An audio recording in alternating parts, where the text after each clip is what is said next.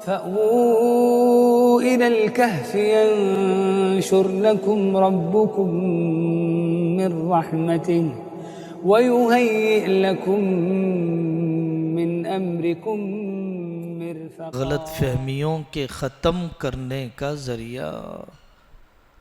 हमारे एक और बुज़ुर्ग हैं डॉक्टर मतीनुद्दीन सलीम साहब, और भी मल्लपल्ली में ऐसे डॉक्टर हजरात हैं।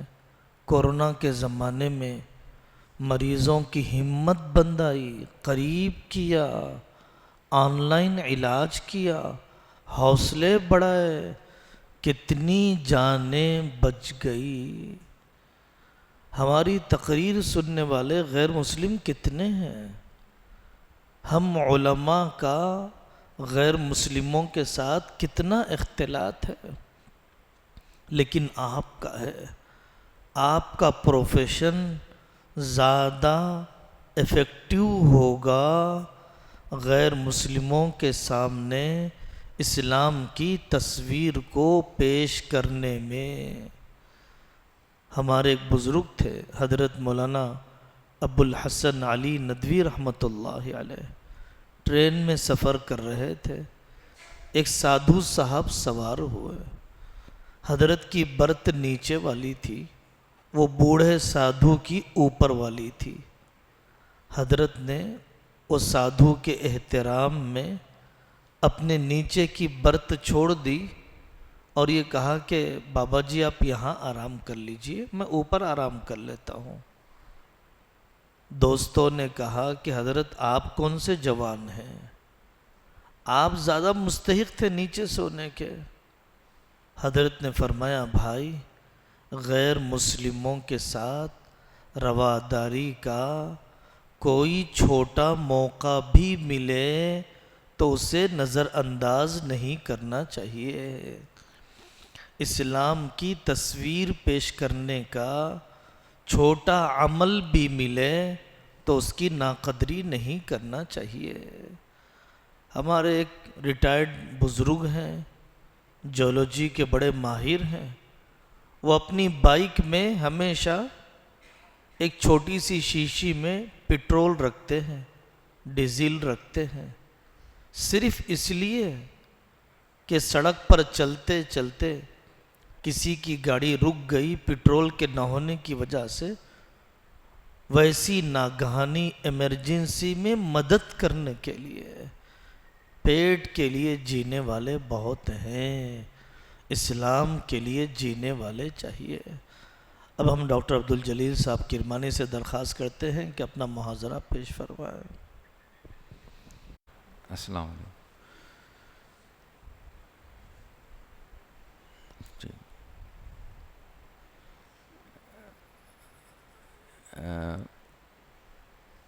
ये जो टॉपिक है choosing the right path in medicine कि आगे एमबीबीएस के बाद क्या करें, इसमें कितने लोग इंटर्नशिप कर रहे हैं? इंटर्नशिप में कोई है?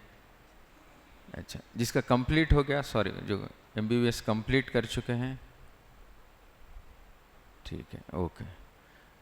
और 4th ईयर 3rd ईयर वाले, माशाल्लाह। देखिए एमबीबीएस तो अपन ले लेते कि डॉक्टर बनना है, बट बाद में अपने को उसके ग्राउंड रियलिटीज सामने आते हैं कि MBBS is a base line, और उसके बाद अपने को जो है बहुत चीज़ें करना पड़ता ये एंड नहीं है बोले ऐसा महसूस होता। सो आगे की प्लानिंग अभी से कर सकते, प्लानिंग करने में अपने को जो है फ़ायदा होता। चूजिंग द राइट पाथ, इसमें 2-3 चीज़ें हैं। एक तो whether to be a clinician और नॉट, क्योंकि मेडिकल फील्ड में ही रहना है या मेडिकल फील्ड से हट के। अब 5 इयर्स और 5.5 इयर्स का पीरियड अपने लिए काफ़ी है कि ये डिसाइड करने के लिए कि मेरे को डॉक्टर ही बन के रहना है या कुछ और भी एक्स्ट्रा। तो whether to treat patient directly clinical.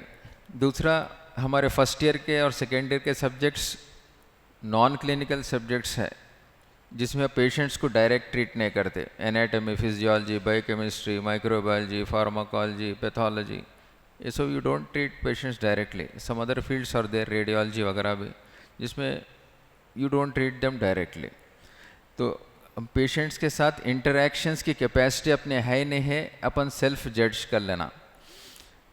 और 5.5 years में we meet lot of doctors in various fields. उनका लाइफ शेड्यूल कैसा है अपने को दिखता, वैसा वर्क लाइफ मेरे को लेना है नहीं लेना है डिसाइड करना.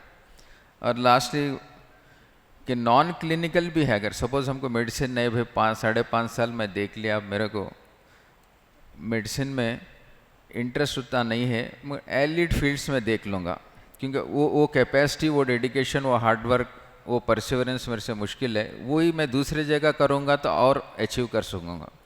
तो ये मेडिकल एल्गोरिदम है स्टैनफोर्ड यूनिवर्सिटी का.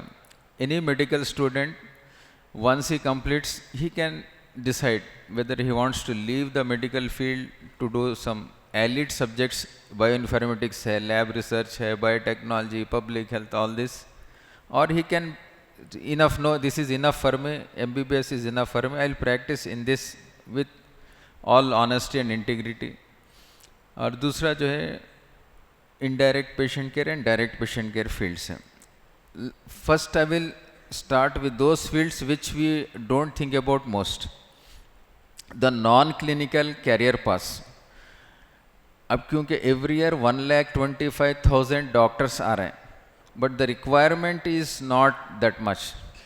So it is better we think in terms of other options which will help us. If we have the slightest doubt in doing the medical field, then the other non-clinical paths with equally good and equally effective and equally beneficial and equally satisfying. One is research, medical research you can do, no contact patient, but you are involved. जो इल्म है, medical इल्म है, उसको बढ़ाने में काम कर सकते हैं. वेरियस वेराइटीज है, PhD करना है उसमें. दूसरा पब्लिक हेल्थ पॉलिसीज में डॉक्टर्स इन्वॉल्व होना, ये भी ज़रूरी है. सिर्फ हम ट्रीटमेंट कर रहे हैं तो अलग चीज़ है, but we have to be involve in the medical public health policies. This is also good career path. Other is management of the hospital. See in India we have Indian administrative service, Indian engineering service. Every legal people have their own societies and all, but the only medical profession in which there is no significant service from the Indian government, like Indian medical service. This was there in the British government, but in the present government the Indian medical service is not there. And some BA BCom person will be implementing and instructing the medical professional people, and things are what it is now. So we can think of the management part. It's also very important. Management part and the hospital administration. In the government also we can go and try to be in the policy making process. And others is medico-legal allied branch. A lawyer arguing a medical case, he might not know the intricacies, the problems a emergency doctor faces, he'll not know. So a who has a medical background, he'll do a better job in that. And healthcare consultant, you can write journals, make magazines, informations, whatever. These are some of the non-clinical paths which we don't usually discuss, but these are really important. And now the latest, the emerging opportunities in healthcare, AI-based models for diagnosis, for treatment, for helping for education, whatever. Now there is one AI-based app started 3 years ago in USA, Open Evidence. All the medical information is loaded in that with all the journals and everything, and it gives on the spot latest information, curated information to a doctor. Nearly half the doctors are USA are using that app now, and by next year nearly everybody will be using that. It is a free app. It is only in USA. In India we don't have that app, Open Evidence. You can check later. So we can do AI to improve the healthcare, improve the medical system. Medical education, pharmacovigilance, coding, sports, there are other opportunities. So these are people who have left the core medical practice, but they are trying to improve the medical field in all ways. So we should think of this also. Now coming back to the majority who feel that once they are in medicine, will continue treating patients because that satisfaction they feel in treating a person directly is far more than anything else. Touching a patient, talking with him, talking with the relatives, it gives them satisfaction, and directly treating them. In this, you can do a post-graduation, super specialization, you can continue your medical practice, you can go abroad, telemedicine, everything.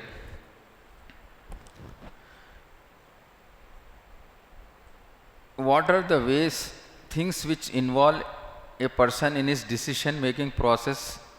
This has been analyzed, and two things are there. One is reality, one is perception. The way society discusses about different fields, that also will affect us. The way we see people interacting with the other people, other specialties, each specialty, how they do and all, that affects us. That might not be the reality. Analysis will be different, but perception wise in the society, that ultimately makes us go for the decision making of a particular specialty. But in these things, there are some factors which really will be involved in the decision making process. This is a detailed analysis which they have done. What are the most important factors a person chooses? On the left side, in the dark color, that indicates where people don't have least interest, and on the right side, maximum interest. So if you see, first a person should have interest in the specialty. This is a survey conducted over thousands of doctors, and everyone has said, no, first I should have interest in the specialty. Then you should have the knowledge, skills, and one of the important factors is also that there should be a work-life balance in that particular specialty for me. You not read the entire slide, just see 2-3 points. So in a nutshell, they have done this analysis, and they have come to a conclusion, whether you do a rural general practice, whether you do a simple general practice in the city, whether you do a specialty training, in the end, usually everyone will have the same challenges, whether in a rural area, city area, or a specialty area. So there won't be much of a difference. We'll be coming back to this later. आखिर में मैं फिर बताऊंगा कि एक GP और specialty, whether to stop at MBBS, whether to continue, you can take an informed decision.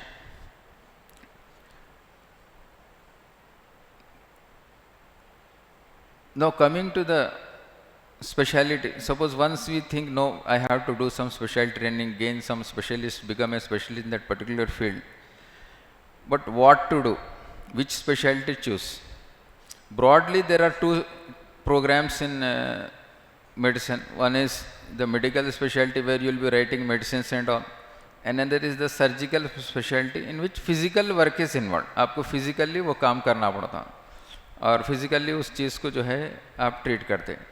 तो दो मेजर स्पेशलिटीज है, बीच में एक स्पेशलिटी है where you will be indirectly connected with the treatment process, like a pathologist है, biochemist है, और फिर जो है रेडियोलॉजिस्ट है. They will be giving us help in the treatment of the patient.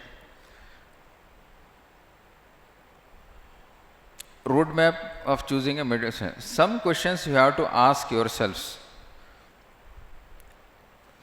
and then we have to decide. One is what is our interest, second is the type of specialty, surgical, medical, or mixed specialty, and third, what are our activities we want to do in our life. Fourth, how much patient contact we have, and what type of patients we want to work. Suppose a pediatrician is there, he has to treat small children, so he has to be mentally in that mind that I will be treating small kids, small people. Elderly patient, treating elderly. Emergency specialties where you have to different work time will not be fixed. Non-emergency specialties, specialties in which the training period is also small training period, long gestation period. All these are there. And finally, whether it will help us in leading a financially viable way. There will be many factors in the decision making process. बहुत चीज़ें अपन सोच सकते हैं इसके अंदर कि कौन सा मेरे लिए अच्छा है। ये चंद फैक्टर्स है जिसके ऊपर जो है अपन डिस्कस कर सकते कि क्लिनिकल, नॉन क्लिनिकल है, जनरल, स्पेशलिस्ट। बार बार आपको यही चीज़ें जो है ये फैक्टर्स एनालाइज होते।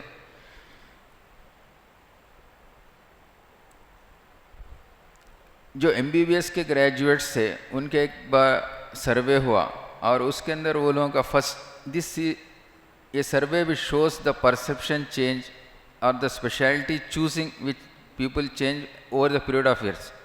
जब सेकेंड ईयर में ज्वाइन हुए तो पोस्टिंग, स्पेशलिटी की पोस्टिंग कौन सी कोई एक्सपीरियंस नहीं रहा था पहले, तो कोई भी एक स्पेशलिटी डिसाइड ये अच्छा होगा समझते। But by the end of the final year your perception changes and speciality changes. मेरे को ये नहीं करना है, मेरे को दूसरा करना है। तो इसमें थोड़े फैक्टर्स है। एक तो experience over the period of time हमको चेंज हो। सेकेंड ईयर में एक फील्ड पसंद आएगी, थर्ड ईयर में एक, फाइनल ईयर में एक बनेगी, ये बनते रहते, नॉर्मल है, ठीक है। और दूसरी चीज़ उसके अंदर जो है, जो आदमी देखता कि इसके अंदर टाइमिंग क्या रहती, ये स्पेशलिटी फील्ड में टाइमिंग कितना है, कितने घंटे का काम है, कितने घंटे काम नहीं है, ये देखते। और कितनी लंबाई है ट्रेनिंग की, ये फैक्टर से भी जो है हम लोग डिसीजन ले पाते कि भाई क्या करना है। Introspection is the most important thing. We have to introspect our self कि हमको क्या करना है। उसके अंदर फर्स्ट हमारे को पसंद क्या है। इसमें आमतौर से क्या होता है, जो चीज़ हमारे सामने आती है उसकी आदमी को उसके साथ जो है वो मानुस हो जाता। इन MBBS field the mostly will be spending time in medical fields. So usually 95% of MBBS at the completion of MBBS will be thinking of doing MD general medicine. That is the usual way. Problem is they have not been exposed to the surgical fields. कि surgery में ये चीज़ें होती हैं, उनको अंदर आने नहीं देते, OT में नहीं आने देते, वो कोई प्रोसीजर देखते नहीं, they won't be following much, तो उनको सर्जरी से उतना ये नहीं रहता। मगर अपन अगर इंटरेस्ट दिखा के अपन उसके अंदर गए, उसका फर्दर उन लोगों से मिले, तो हमको रियलाइज़ करते हैं हमें भाई ये फील्ड में भी जो है बहुत चीज़ कर सकते हैं और ये भी one of the satisfying fields है।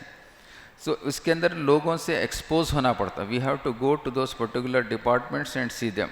इन MBBS we have to first see what we like, then we see what is our strength. See medicine needs stamina, hard work and all, but surgically you have to be physically fit. And demanding surgical specialties, you have to be even more fit. Sometimes 24 hours call duty, again you have to next day be ready for the rounds. This is a continuous, so you have to assess your interests, your strengths, and work-life balance. See the people in that field, how they are working, how their life is, whether they are able to manage their balance their life or not. Think about the future demand, whether in future how much this demand in the field is, length of the training. Ophthalmology 3 years training, you have finished the course. ENT 3 years, you have finished the course. Orthopedics 3 years, you have. But if you go for super specialization, the length of training increases, again one more entrance exam to write, so you will be increasing the training period for around 3 to 4 years more. So these all things which will matter in making our decision. Our interest, our skill and our lifestyle preference. Nutshell, in a nutshell, these things matter. What is our interest, what are our skills. We can check our skills physically, we are free, we are able to do the knots, do the suturing, we will know surgery we are doing or not, or you can develop those in skills. And lifestyle preferences. An ophthalmologist will not see emergency case. You don't see an ophthalmologist doing a night duty. It's very rare. Only once in a year they might have to come in the night.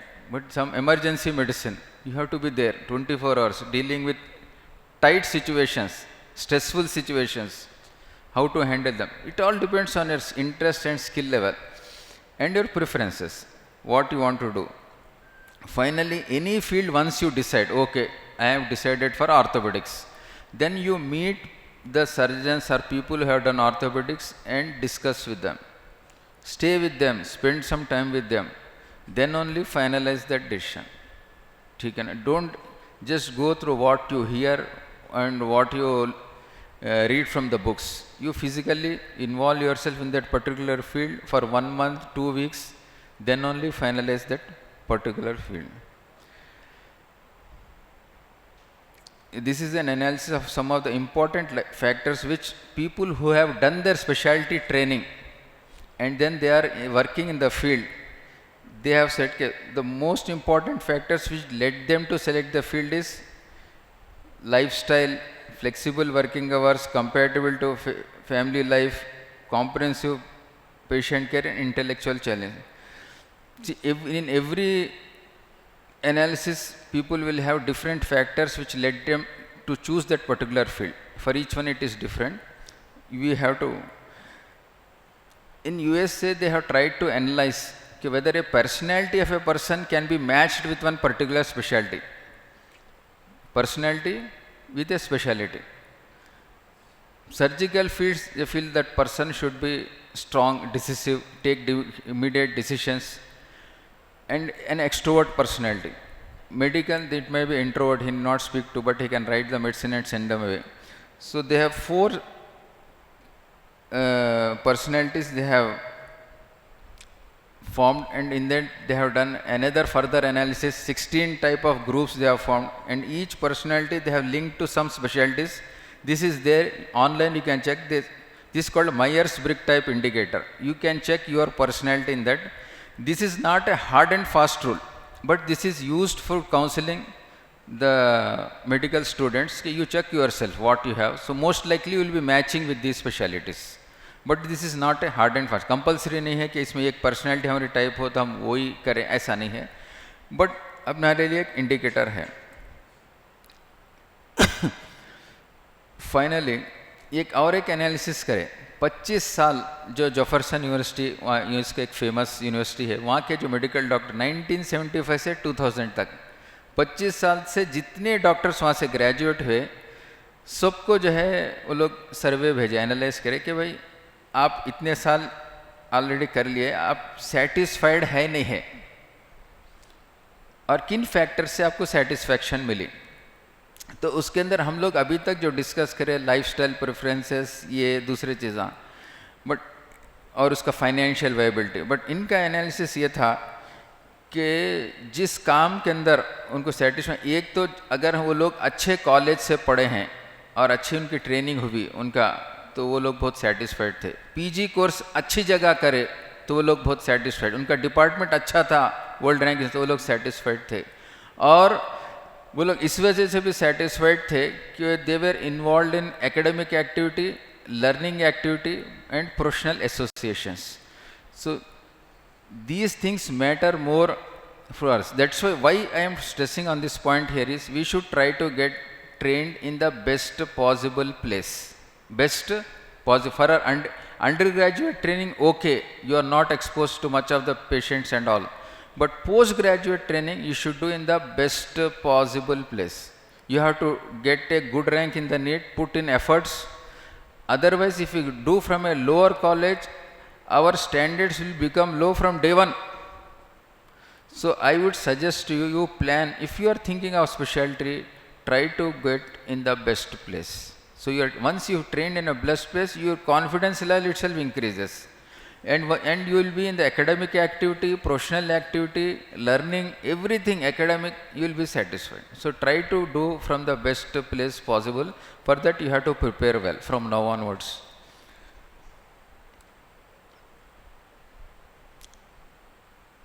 After doing specialty also, this is a survey in USA, 2023 JAMA. These are some of the specialties by which after training, after doing the job, some people feel they want to leave that specialty. So they have seen which specialties people want to leave more and which specialties less. So if you see the rankings, specialties which a lot of stress, people want to live. And specialties with the lowest stress, people want to stay in the end. Although they might not be perceived as a great specialty in the social, in the society, but relaxation will be there in those. Yes. This is another analysis in which we have a graph divided into 4 quadrants. The lower left quadrant shows physicians with the lowest fulfillment and low burnout rate. And above that, physicians with the lowest burnout rate and with the highest fulfillment. Left side upper corner, these are the fields in which they have full professional fulfillment also, and they are satisfied with this profession. If you see, nearly all are covered. Dermatology is there, radiology is there, pathology, lab medicine, surgeries are there. Rehab is just touching the line. But some of the fields where the worst possible fields are where we have more burnout and less of fulfillment. These are all high risk specialties. In high risk specialties, you can end up in high burnout and less fulfillment unless you are very much determined. So each specialty has its own plus or minus points. In the start, I had told whether to stop at MBBS, whether to do a specialty and stop.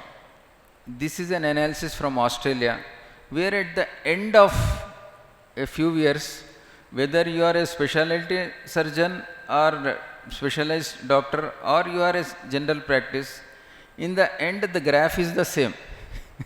In the end, each people feel they are happy, they have good work, they have mixed work, diverse opportunities, they have challenging work, each one is happy. This one more in detail analysis, if you see the graph is nearly matching, whether you are a MBBS or whether a MD, whether a DMCH, in the end, everyone will have technically challenging places, comprehensive care, compatibility with family life, and a good lifestyle. Any field, if we do it sincerely, it is the same. So if we don't get a specialty seat, there is nothing to feel inferior about it. And if you get a specialty seat, there is nothing to feel so great about it. It's same. In the end, it is same only. Only thing is you see your interest, your skill level, and try to do what you are have more aptitude to do. In the end, that is. Okay, now I explained the career pathways. But what should we do to get good fulfillment? See, जो भी हम career बोल रहे हैं, किस लिए कर रहे हैं? कैरियर किस लिए? एक हलाल रोज़ी मिलने के लिए, हलाल रोज़ी और दीन का काम इसके अंदर हो जाए और वो मकसद बना के करें तो हलाल रोज़ी भी हो जाएगी और दीन की मेहनत भी हो जाएगी।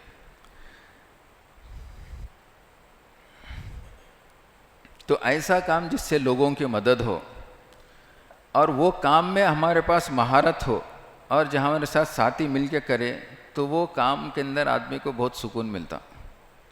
ठीक है।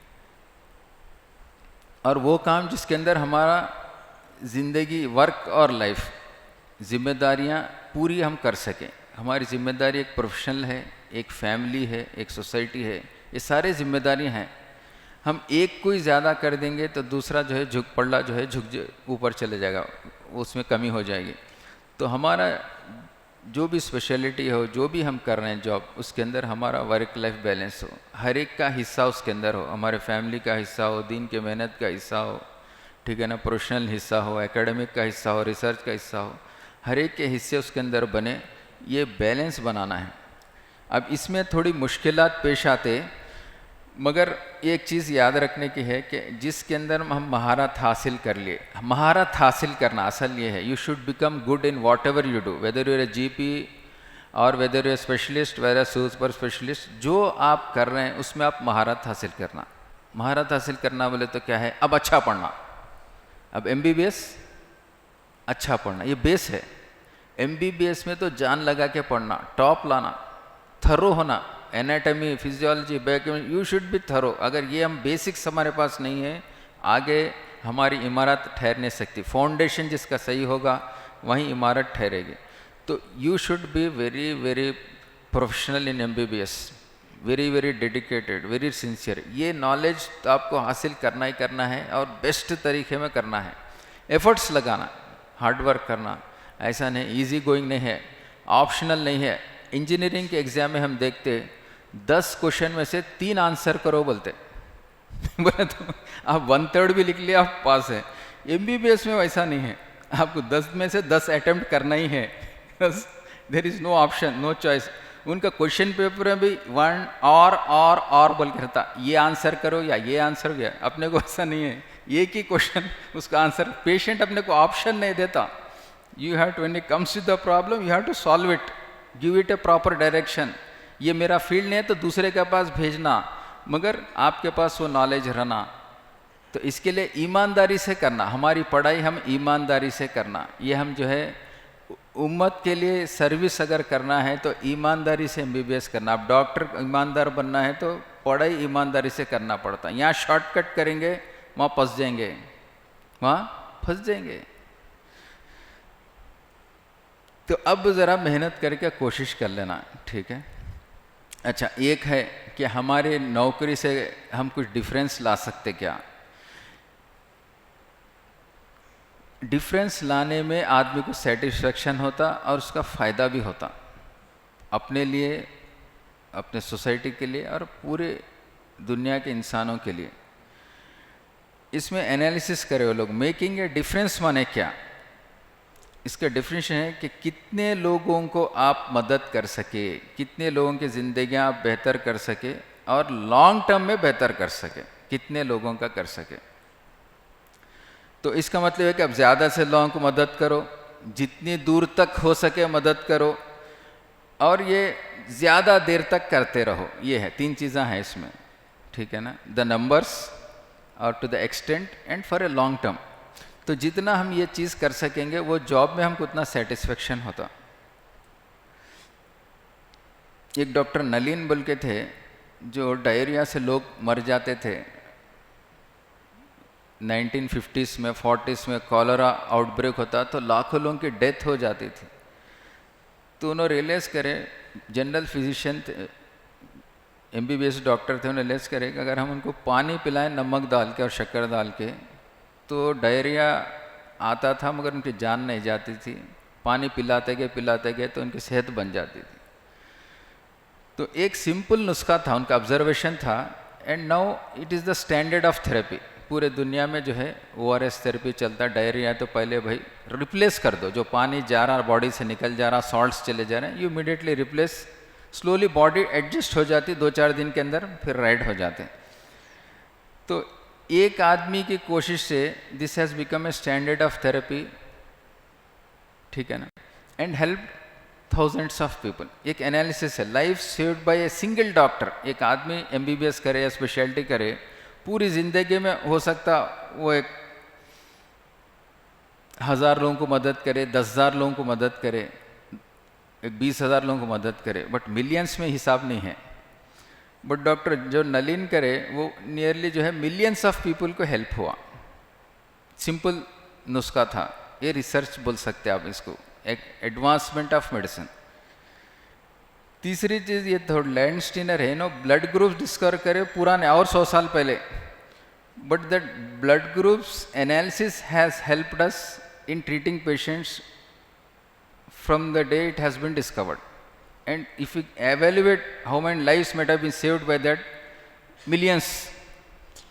So इसमें 3 चीज़ है। एक, फिजिकली अपन हेल्प कम थोड़े लोगों को ही कर सकते, रिसर्च करके थोड़ा और ज़्यादा लोगों को कर सकते, और फंडामेंटल रिसर्च अगर करें तो और ज़्यादा। हालांकि लैंडस्टीनर को उतनी जो है वैल्यू नहीं मिली होंगी जितने डॉक्टर को मिलती। उल्टा है। अच्छा, दूसरी चीज़ ऐसा है कि अपन जितना कर सकते उतना ही कर पाएंगे, ज़्यादा करने की कोशिश करें तो प्रेशर बढ़ जाता। ये चार्ट है, एक है अपनी एबिलिटी, अपन रियलाइज़ कर लेना मेरी काबिलियत क्या है, और वो हिसाब से ही काम और चैलेंजेस लेना। ज़्यादा कब करने गए, डिमांड ज़्यादा करने गए तो आपको परेशानी होती, स्ट्रेस में आ जाते। So you should always, the introspection part is important, कि मेरी काबिलियत क्या है अपन देख लेना, उसके हिसाब से ही काम करना, ठीक है। और अगर आप नहीं कर सक रहे हैं, आप पेशेंट को बोल दें, जो भी कहें भाई मेरे से नहीं हो रहा, आप दूसरों से मदद रुजू कर लीजिए कि मेरे को समझ में नहीं आ रहा, this is no problem, but we should not go beyond our ability, ठीक है ना, इम्पोर्टेंट है। अच्छा, अब ख़त्म करता हूँ मैं, एक दो बातें, दो स्टेटमेंट्स हैं। एक है पैसा ज़्यादा कमाएंगे तो हम खुश होंगे। एक one of the things in selection of specialities, ये स्पेशलिटी में बहुत पैसे कमा सकते हैं, वही बहुत कमा रहे हैं, एक है, उससे हमारा अच्छा हो जाता है, ये समझते हैं। और दूसरा और एक क्या बोलते लोग, भाई जो तुम के अंदर शौक़ है वो करो, शौक़ पूरा करो बोलते। देखो भाई, ये कैरियर डिसीजन ना मनी के लिए है ना शौक़ के लिए है, ये मनी के लिए ना शौक़ के लिए। एक ग्राफ है यूएसए में, एनालिसिस है कि एक आदमी को पैसे कमा रहे हैं जो सालाना जो है, जो सपोज 110K जो कमा रहे हैं, एक लेवल के आने के बाद कितना ज़्यादा भी कमा लो वो ग्राफ और नहीं बढ़ता, ठीक है ना। आदमी के ज़रूरियात पूरी हो गए, एक हद तक रीज़नेबल एक्सटेंट हो गया, उसके बाद आप जो भी कमाओ वो आपको कुछ फ़ायदा देने वाला नहीं है। बिल्कुल बहुत अपनी ज़रूरियात ही पूरी नहीं हो रहे हैं तो आदमी को सेटिस्फेक्शन कम रहता, मगर जब ज़रूरियात पूरी होते जाएंगे तो उसके बाद एक लेवल पे आने के बाद आपको ज़्यादा है, तो एक एवरेज जो है उसका। और दूसरी चीज़ क्या है, ये सेकंड ग्राफ है, देखिए, पहले लाइफ सेटिस्फेक्शन, दूसरा के खुशी आदमी को और कम पैसों में भी हो जाती। 30K में भी आदमी ठीक है, अल्हम्दुलिल्लाह खाने को मिल जा रहा, पहनने को मिल जा रहा, जरूर तो positive effect starts from 30K only. 110K भी रीच होने की ज़रूरत नहीं है, 210 तो वो तो बहुत दूर की बात है। तो एक लेवल पे आने के बाद बेर मिनिमम आदमी की ज़रूरियात पूरी आती है, अपने काम जिम्मेदारियाँ पूरी हो जा रहे हैं, तो बस थोड़ा बहुत और ज़्यादा होना 110, उसके बाद से तो कुछ होने वाला नहीं है, और ज़्यादा माल के हिर्स में कोई फ़ायदा नहीं है। अच्छा, ये उसका फर्दर एनालिसिस, स्ट्रेस लेवल्स देखे लोग कि कितने लोग स्ट्रेस फ्री थे कितना कमाने से। आप देखेंगे वो 30 या 50K पे स्ट्रेस ख़त्म हो जा रहा उसके बाद से जो भी है बेस्ट, उसके बाद से फिर वो सेटिस्फैक्शन स्ट्रेस लेवल अगेन बढ़ते जा रहे हैं। सो ये तीन ग्राफ्स हैं कि money does not give you satisfaction, money will not give positive effect, money will not make you stress free. Some basic needs fulfil हो गए, उसके बाद से उसका कोई वैल्यू नहीं है। So let not money be the primary while deciding the speciality, money is not our primary, ठीक है। अच्छा, दूसरी चीज़ शौक़ है पूरा करो भाई, कौन से भी कुछ भी, मैं क्योंकि बुक्स में जो एनालाइज करिए, पहले ज़माने में बुक्स में फॉलो द पैशन नहीं रहता था, अब आजकल बुक्स, मैगजीन्स, टीवी सब में क्या है, आपका शौक़ पूरा करो बोल रहे हैं। बट शौक़ पूरा करने से ये जो है मार्केटिंग प्रोपेगेंडा है, नहीं, यहाँ पे जो है जो मनमानी करने का नहीं है, जिम्मेदारी है यहाँ पे कि हम क्या सर्व कर सकते हमारे कम्युनिटी को, सोसाइटी को, कंट्री को, इंटरनेशनल, हम पहले देखना। पैशन होगा जो भी होगा, but that is not the thing on which we decide on what is the requirement for us. मेरे उम्मत में आज कार्डियोलॉजिस्ट कम है तो मैं कार्डियोलॉजिस्ट बनूंगा, मेरे उम्मत में पैथोलॉजिस्ट कम है मैं पैथोलॉजिस्ट बनूंगा, ठीक है। You try to fulfil the gaps in the society, where are gaps high, so और होते जा रहे हैं, होते फ़ायदा क्या है भाई, वैसा नहीं है। Try to see in the society what is the requirement, try to fulfil it, do what contributes, जो सोसाइटी को आप कंट्रीब्यूशन दे सकते हो वो करो। अच्छा, इसमें थोड़े एनालिसिस भी है, जो भी तुम काम करे ऐसा करो कि तुम अच्छा करना, वो छोटा भी इंजेक्शन भी दे रहे हैं प्रॉपर देना, वो जो क्वाड्रेंट में देना है वो देना, प्रॉब्लम नहीं करना, अच्छा करना। और ऐसा काम करो जो लोग उससे खुश होते हों, वैल्यू करे। भाई उनके पास गए तो पट्टी अच्छा बनते हो, भाई क्या नहीं तो पट्टी तो कौन सा, तो भी ऐसा काम करो, you should be famous for that, become famous, you people will realise में भी वो अच्छा करते, बाकी जो भी है, मगर at least one thing you should have to, ठीक है, एंड लास्टली, अगर तुम कोई काम अच्छा कर रहे हैं सोसाइटी के लिए, वही आगे चल के तुम्हारी ख्वाहिश बन जाती है। आगे उसमें मज़ा आता, शुरू में मालूम नहीं होता, बाद में वही मज़ा आ जाता। अब जैसा मिर्ची खाते रहे तो भी आंख से पानी आ रही, मगर बोले अरे कहीं को तकलीफ उठ रहा है तो नहीं मज़ा आ रहा बोलते ना, वैसा हो जाता। अरे आप रात दिन मेहनत करें क्या मज़ा मदद करते क्या मज़ा आ जाता, वो काम करते मज़ा आ जाता। ठीक है। अच्छा, दो चीज़ ये बहुत देखो, जो दूसरों की मदद करता अल्लाह उसकी मदद करते, जो दूसरों पे रहम करता अल्लाह उस पर रहम करते, जो दूसरों के काम में लगा हुआ रहता अल्लाह उसके काम में लगा। ये है, अगर अपना मिशन दूसरों की मदद अपन बना लिए तो लोग भी अपनी मदद करते, और करो भाई बोल के वो साइकिल बनता। You try to be helpful, people will help you to do it. ठीक है ना, ऐसा हो जाता। गिव एंड टेक बोल के एक बुक है, जिसके अंदर के आदमी जो देते रहेगा तो लोग उसको देते रहेंगे रिवर्स में, लो भाई ये लो बोलते रहेंगे देते रहेंगे। जैसा माल खर्च करते हो बोलते, माल खर्च करने से कमी नहीं होती। हदीस में जो आदमी देते रहता अल्लाह उसके माल को देते रहते, साइकिल बनाते। और जो आदमी रोक के रखता अल्लाह उसके पास भी रोक देते, उन्हें और रोकता और रोकता। ये सिस्टम है। हमको जो है हुज़ूर सल्लल्लाहु अलैहि वसल्लम की बात है, उस पर तो पूरा यकीन है। तो जो है जो देते रहेंगे अल्लाह उसको देते रहेंगे, एक सिस्टम है। तो ख़त्म कर दूँ बात कि जो अच्छा काम है, जो कैरियर हम जो भी डिसाइड करें मेरे को करना है, तो उसमें अपन ज़्यादा सोच लेते नहीं बैठना कि मेरा क्या शौक़ है क्या है, वो नहीं ज़रूरत देखना, वो ज़रूरत ही हमारी ख्वाहिश बाद में बन जाती। हम देने की नीयत रखेंगे अल्लाह हमको दे देंगे, हमारे से नहीं छीनेंगे। ठीक है। और जो भी कर रहे हैं वो अच्छा करना भाई, स्टेप स्टैंडर्ड नहीं। हुज़ूर सल्लल्लाहु अलैहि वसल्लम की हदीस है जिसका है कि जो करे अच्छा करो।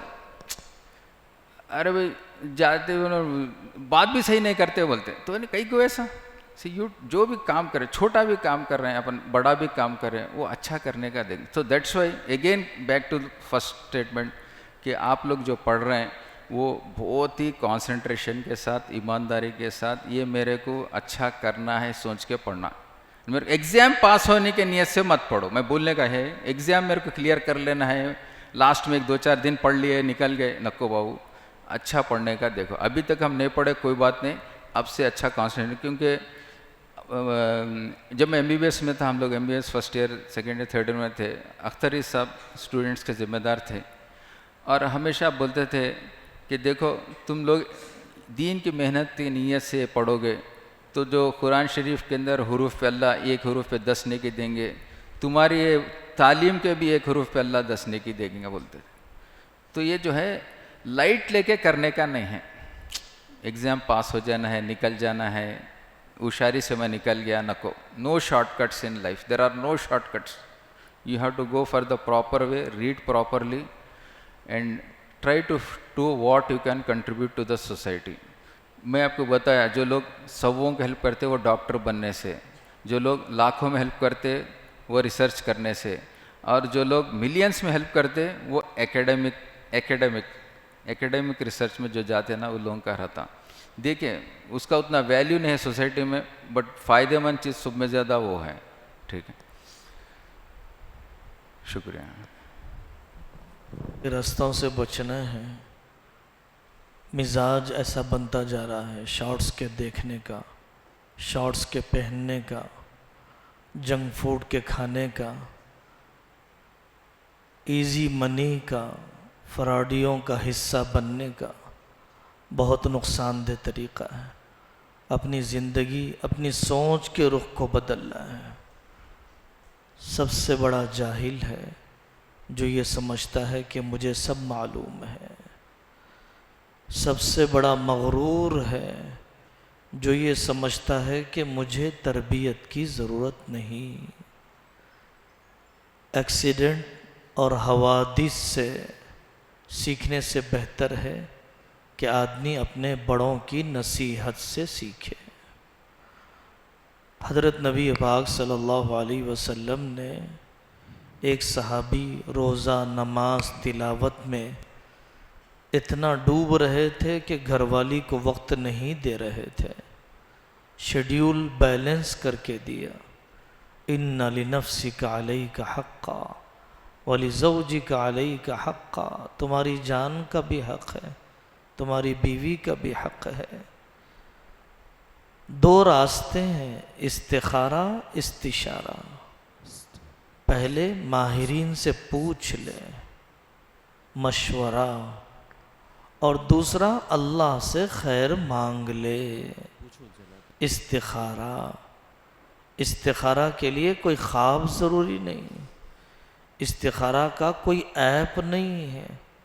इस्तिखारा अल्लाह से खैर और भलाई मांगने की दुआ है, खबर मांगने की टेक्निक नहीं है, मशवरा असल है।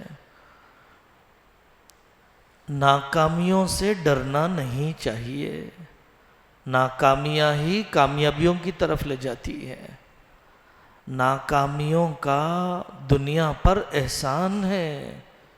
बड़ी बड़ी चीज़ें ईजाद हो गई, एक बल्ब 1000 मरतबा फेल होने के बाद 1001वीं मरतबा रोशनी आई।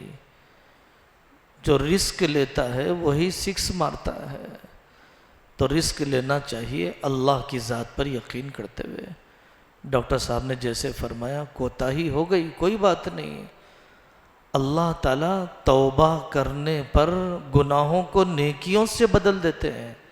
साल की काहिली ख़त्म कर देते हैं सच्चे दिल से अगर आदमी अज़्म कर ले। तजर्बा सबका यही है। एक मरीज़ की सही खिदमत कर दी, पूरे ख़ानदान को लेकर आया। एक पूछने वाले को सही मसला बता दिया, पूरे ख़ानदान को लेकर आया। हज़रत थानवी रहमतुल्लाह अलैह बहुत बड़े आदमी हैं।